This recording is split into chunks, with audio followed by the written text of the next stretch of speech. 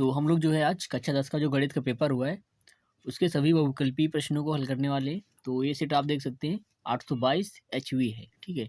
तो चलिए एक-एक करके सभी प्रश्नों को बहुत ही विस्तार से हल करते हैं। तो यहाँ पर आप देख सकते हैं कि पहला जो प्रश्न है कि एक त्रिघात बहुपद के अधिक से अधिक शून्यांकों की संख्या होगी। देखिए त्रिघात बहुपद है, तो नाम से ही पता चल रहा है त्रिघात यानी कि 3 से अधिक नहीं हो सकती है। यानी त्रिघात बहुपद होगा तो उसके जो हल होंगे वो 3 होंगे। Alpha, beta, gamma. जैसे कि द्विघात में क्या होता है, अल्फ़ा और बीटा होते हैं, और 3 घात में क्या होते हैं कि अल्फ़ा, बीटा, गामा 3 होते हैं। तो अधिक से अधिक कितने शून्यांकों की संख्या होगी? 3। तो इसका जो ऑप्शन है वो बी ऑप्शन सही होगा। फिर अगला क्वेश्चन है कि क्वेश्चन नंबर 2 कि संख्या 140 का अभाज्य गुणनखंड होगा। संख्या 140 का जो है अभाज्य गुणनखंड होगा। तो चलिए इसको हम लोग हल कर लेते हैं। संख्या 140 इसको हम लोग सॉल्व करके देख लेते हैं भाई। 2 से डिवाइड करो इसको, 2 सते 14 हो जाएगा, और 2 तेई 6, एक बचेगा, 2 पंचे 10 हो जाएगा, ठीक है। फिर ये 5 से डिवाइड होगा, 5 सते 35। फिर ये 5 से डिवाइड होगा तो 5 सते 35 हो जाएगा, और फिर 7 इक्के 7, यानी कि इसके अभाज्य गुणनखंड हो जाएंगे 2 गुणे 2 गुणे 5 गुणे 7। तो 2 बार आ रहे हैं तो 2 की घात 2 गुणे 5 गुणे 7। भाई ये ऑप्शन कहाँ पर मिल रहा है, देख लीजिए ऑप्शन सी ये सही हो जाएगा। प्रश्न 2 का ऑप्शन सी जो है वो सही होगा। फिर इसके बाद आगे देखते हैं हम लोग। फिर आगे प्रश्न नंबर 3। प्रश्न नंबर 3 में कह रहा है कि भाज्य भाजक भागफल एवं शेषफल में संबंध क्या होता है। तो भाज्य बराबर भाजक गुणे भागफल प्लस शेषफल, यही संबंध होता है। तो इसका भी ऑप्शन सी सही हो जाएगा। आगे जो है प्रश्न नंबर 4 है कि रैखिक समीकरण x + 2y + 5 बराबर 0 तथा -3x - 6y + 1 बराबर 0 की युग्म का हल क्या होगा। तो इसको भी हल कर लेते हैं हम लोग। तो यहाँ से जो है a1/a2 का मान पहले निकाल लेंगे। a1/a2 का मान, तो a1 का मान जो है यहाँ पर 1 मिलेगा हमको, और a2 का मान -3। फिर निकालेंगे b1/b2 का मान। तो b1 का मान यहाँ से मिलेगा 2, और b2 का मान मिलेगा -6। तो ये 2 इक्के 2, 2 तेई 6, और माइनस ऊपर लगा देंगे तो -1/3। फिर C1/C2 का मान निकाल लेते हैं यहाँ से। C1/C2 का मान, तो C1 का जो है मान है 5, और C2 का मान है 1। देखिए यहाँ पर इन तीनों में से A1/A2 और B1/B2 ये दोनों बराबर आ रहे हैं, यानी कि A1/A2 बराबर B1/B2। लेकिन ये दोनों किसके बराबर नहीं है, C1/C2 के बराबर नहीं है। C1/C2 के बराबर जो है नहीं है। तो यहाँ पर ये जो कंडीशन बन रही है C1/C2 के बराबर नहीं है। तो यहाँ पर अगर ऐसी कोई कंडीशन बनती है तो उस समीकरण का कोई हल नहीं होता है, कोई हल नहीं होता है। तो कोई हल का ऑप्शन यहाँ पर है नहीं। यहाँ पर अद्वितीय हल है, अपरिमित रूप से अनेक हल है, और 2 है उपयुक्त में से कोई नहीं। तो यहाँ पर डी ऑप्शन सही होगा, उपयुक्त में से कोई नहीं।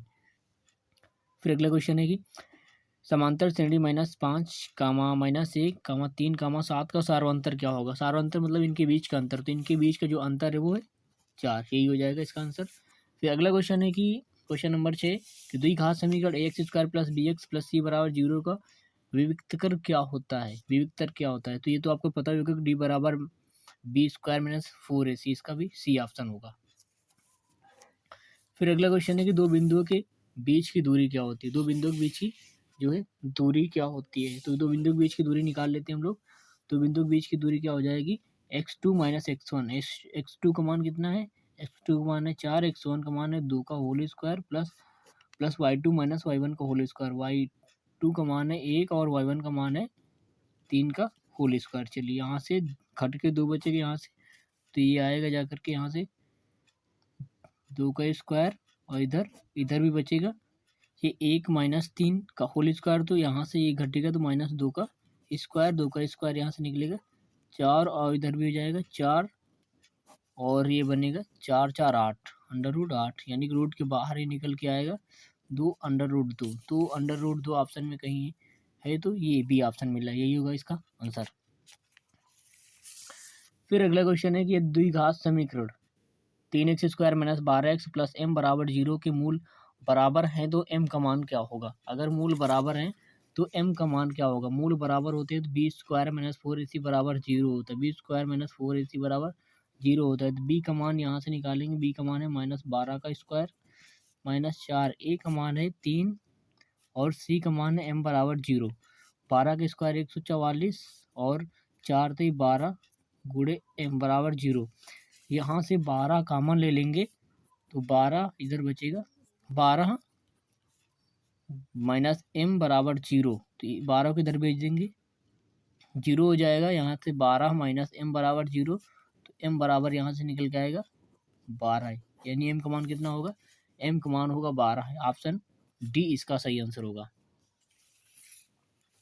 फिर अगला क्वेश्चन नंबर 9 है कि एक समबाहु त्रिभुज ABC की भुजाएं 2a हैं, उसके प्रत्येक शीर्ष लंब की लंबाई क्या होगी, तो चलिए इसको भी सॉल्व करते हैं। एक समबाहु त्रिभुज यानी उसकी सभी भुजाएं क्या हैं, बराबर हैं। ये भी भुजा 2a, ये भी भुजा 2a और ये भुजा भी कितनी है, 2a। कह रहा है कि उसके प्रत्येक शीर्ष लंब की लंबाई क्या होगी, तो यहाँ से जब लंब डालेंगे तो ये इसको आधा आधा डिवाइड कर देगी, तो ये यहाँ से यहाँ तक की दूरी कितनी होगी, ए, और यहाँ से यहाँ तक की दूरी कितनी हो जाएगी, ए। चलिए इसको सॉल्व कर लेते हैं। तो यहाँ से जब लंब डालेंगे तो ये यहाँ पर बनेगा 90 डिग्री का कोण, और इसके सामने की भुजा ये कर्ड हो जाएगी। अब यहाँ पर आप पाइथागोरस प्रमेय लगा लीजिए। ये कर्ड यानी कर्ड 2a का स्क्वायर बराबर इतनी दूरी कितनी, ए का स्क्वायर, इसको मान लीजिए एक्स का स्क्वायर, तो 2a का स्क्वायर यानी कि 4a का स्क्वायर बराबर इधर ए स्क्वायर प्लस का एक्स स्क्वायर। अब यहाँ से ए स्क्वायर को इधर लेकर के आइए, तो 3a स्क्वायर बराबर एक्स स्क्वायर, इधर स्क्वायर हटाएंगे तो इधर रूट लग जाएगा, 3a स्क्वायर बराबर एक्स। अब यहाँ से रूट के बाहर केवल a निकलेगी, यानी कि √3 इंटू ए, एक्स का मान आएगा, यानी यहाँ पर ये भुजा कितनी हो जाएगी, √3 इंटू ए। इसी तरह से सभी भुजाएं निकल करके आएंगी, तो यहाँ से इसका सही आंसर क्या हो जाएगा, यानी यहाँ पर जितने भी शीर्ष लंब होंगे उन सभी की लंबाई कितनी होगी, √3 इंटू ए। तो ये ऑप्शन कहीं पर दिख रहा है, ये सी ऑप्शन, 9 नंबर का सी ऑप्शन सही होगा। इसके बाद है प्रश्न नंबर 10। प्रश्न नंबर 10 में कह रहा है निम्नलिखित सारणी का माध्य क्या होगा। निम्नलिखित सारणी का माध्य निकालना है, तो यहाँ से इसको हम जल्दी से सॉल्व करेंगे। तो यहाँ से देखिए इन दोनों को जोड़िए और आधा करिए, तो जोड़ने के बाद इसको आधा करेंगे तो ये बनेगा यहाँ से 4 का आधा 2 बनेगा, 5 3 8 का आधा 4, इसी तरह 7 5 12 का आधा 6 बनेगा, और 9 7 16 का आधा 8 बनेगा, फिर 9 और 11 इसका 20 हो जाएगा, और 20 का आधा 10 बनेगा।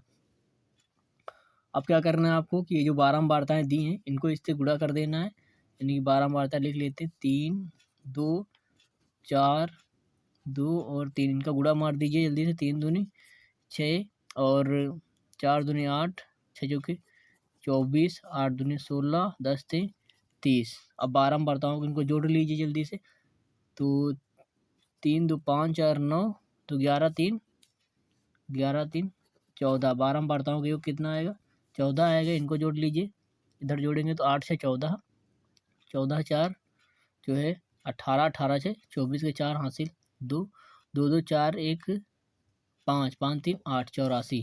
तो यहाँ से लगाएंगे आप formula sigma fx upon sigma f, यानी कि सिग्मा n या सिग्मा f आप कुछ भी लिख लीजिए। तो यहाँ से 84 बटे कितना हो जाएगा, 14, ये भाग लगाएंगे 14 से, 14 छंग 84, इसका आंसर हो जाएगा। तो 6 ऑप्शन में कहीं है, यानी ऑप्शन डी इसका जो है सही आंसर होगा। फिर इसके बाद जो है प्रश्न नंबर 11 है कि साइन 27 डिग्री बटे कॉस 63, इन दोनों को जोड़ के देख लीजिए। 7 3 10 का 0 हासिल 1 और 6 2 8 1 9, यानी 90 आ रहा है, यानी ये दोनों कट जाएंगे, तो इसका आंसर कितना आ जाएगा, 1 आएगा। सॉल्व करके मैं आपको दिखा देता हूँ। यहाँ से 1 को आपको चेंज कर लेना है 90 माइनस थीटा में, मैं इसको साइन को चेंज कर लेता हूँ, यानी कि साइन को मैं लिखूँगा 90 माइनस 63, क्योंकि 90 में 63 घटाएंगे 27 आएगा, नीचे है कॉस 63, साइन 90 माइनस थीटा होता है कॉस थीटा, यानी कॉस 63 बटे कॉस 63, दोनों कट जाएंगे, तो आंसर कितना आएगा, आंसर निकल करके आएगा 1, यानी कि 1 कहीं ऑप्शन में, यानी 11 का ए ऑप्शन सही हो जाएगा। चलिए आगे प्रश्न नंबर जो है हम लोग 12 को हल करते हैं। 12 नंबर प्रश्न देखिए क्या कह रहा है कि यदि कॉस ए बराबर √3/2, यदि कॉस ए बराबर √3/2 हो तो साइन 2a का मान ज्ञात करना है हमें। तो यहाँ से पाइथागोरस प्रमेय लगाएंगे हम लोग। तो कॉस ए यानी √3/2 आधार बटे कर्ड होता है। चलिए लंब निकाल लेते हैं, तो 2 का स्क्वायर और इधर √3 का स्क्वायर बराबर प्लस प्लस इसको एक्स मान लेते हैं, एक्स का स्क्वायर, तो ये 4 इधर रूट हट जाएगा, 3 प्लस का एक्स स्क्वायर, 3 को इधर लाएंगे घटा देंगे तो 1 बराबर एक्स स्क्वायर, तो एक्स बराबर यहाँ से 1 निकलेगा, कितना निकल के आएगा, 1 निकल करके आएगा। अब यहाँ से हमें मान किसका निकालना है, मान निकालना है साइन 2a का, साइन 2a का, तो पहले साइन a का मान यहाँ से निकाल लेते हैं, cos a का मान हमें पता है तो साइन a का मान यहाँ से निकाल लेते हैं, साइन a यानी कि लंब बट्टे कर्ण, लंब है 1 कर्ण 2। अब यहाँ से लिखेंगे साइन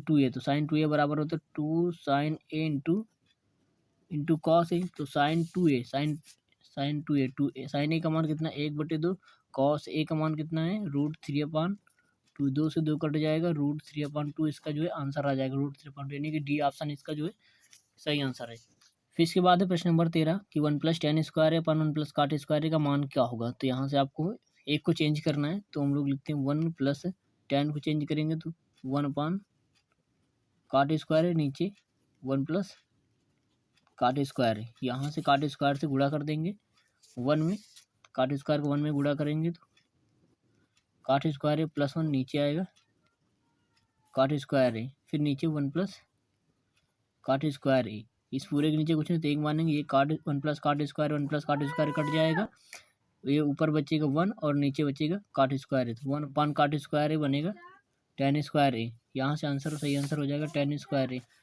फिर इसके बाद जो है प्रश्न नंबर 14 है कि साइन 2a बराबर 2 साइन a सत्य होगा जब a बराबर है, यानी a का मान हमें निकालना है। तो चलिए इसको भी हल कर लेते हैं, साइन 2a लिखा है, साइन 2a बराबर 2 साइन a, तो साइन 2a को मान रखेंगे sign a into cos A बराबर 2 साइन ए, 2 से 2 जाएगा, साइन ए से साइन ए जाएगा, यहाँ से बचेगा कॉस ए बराबर इधर 1 बचेगा, तो कॉस ए बराबर कॉस में कितने का मान होता है, कॉस 0 डिग्री का मान होता है, कॉस काते हट जाएगा, यहाँ से ए बराबर आएगा 0 डिग्री निकल करके। तो यहाँ कौन सा ऑप्शन सही दिख रहा है आपको, 0 डिग्री, यानी ऑप्शन ए 14 नंबर का ऑप्शन ए सही है।